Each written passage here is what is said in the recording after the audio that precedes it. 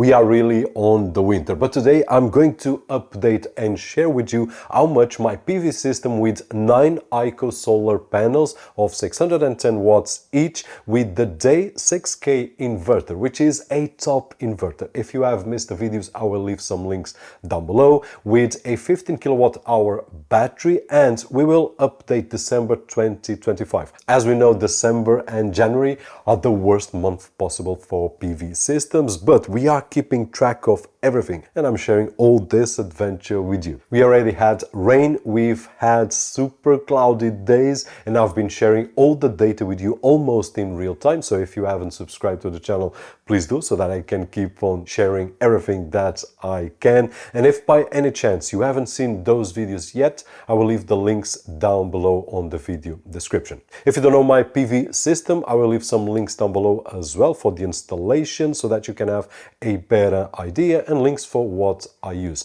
We have a few hours of sun at this moment. The days are really short. By 5 p.m. more or less, it's almost night. It's winter, but that's what we have, and we are going to measure everything. Deye 6K inverter, we have 400 kilowatt hour produced during December. If we take a look at November, just for comparison, we had 502. If we take a look at October, we had 658. And back in September, which was when I did the upgrade of the solar panels, 814. So a huge difference. We are half of the production from October now to December. So 814 and 400. And this is what we can expect during the winter. Now, if we take a look here at the overall production and consumption of my house, I did produce a total of 637, because besides my main system, I also have here on the pergola a few more panels. So I did produce from the Deye inverter 400 kilowatt hour in this particular month, and from the other panels 237 more or less. I did consume a total of 1063 kilowatt hour, and I did self-consume 636 kilowatt hour from my systems. That means that I only had to purchase 426 kilowatt hour, and having in mind that this is December 1 till December 31st, and my cycling bill is not like this. I do have from the 31st to the 20th every single month. So if we go here to the invoices, we will see that in December I paid 43 euros. Last year, only with solar panels, no battery,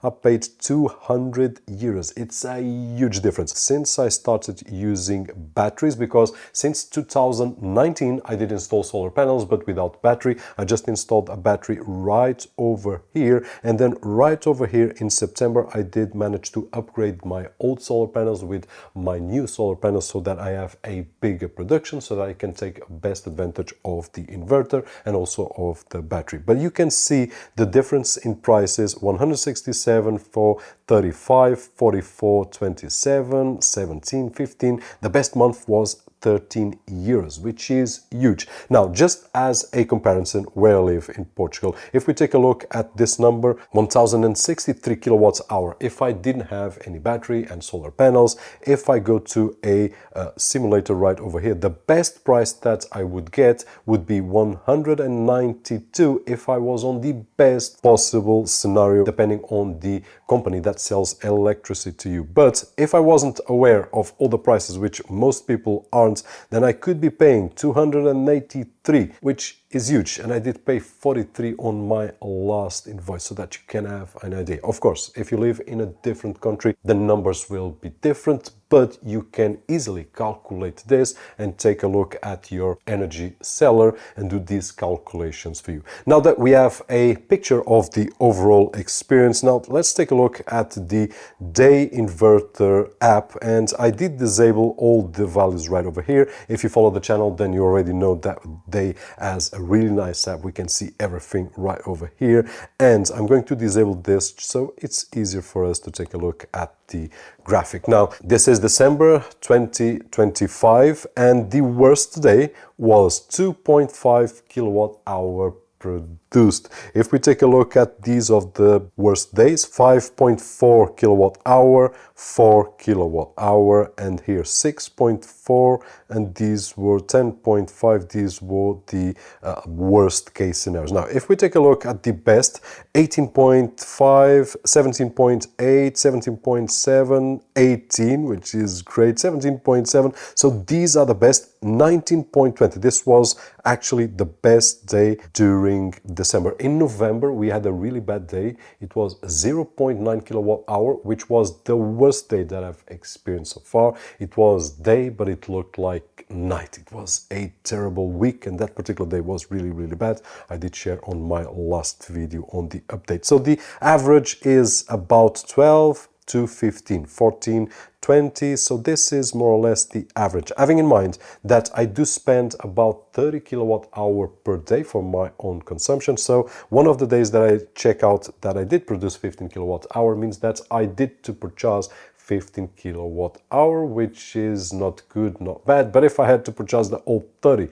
then it would be a lot more. Another thing is that on the winter, I tend to have to heat the water a lot more. I do have a water heater on the roof, which catches the warmth from the sun and then it heats the water. I'm sure that you know that system. But during the winter, there's no heat and we need to push harder the energy to warm up the water. And if it rains a lot, I do have a few pumps right over here that has to pull the water out. So it's a lot of things working that during the summer we don't need. So besides the 30 kilowatt hour average that I do spend, on the winter it goes 40, sometimes 50. The maximum that I've seen was 60 kilowatt hour in a really bad day, heating and everything working on a normal household. But basically these are the results of my system. Really happy with the system. The Deye 6K inverter is a inverter that I can do everything. I can schedule to charge during the night and then use that energy on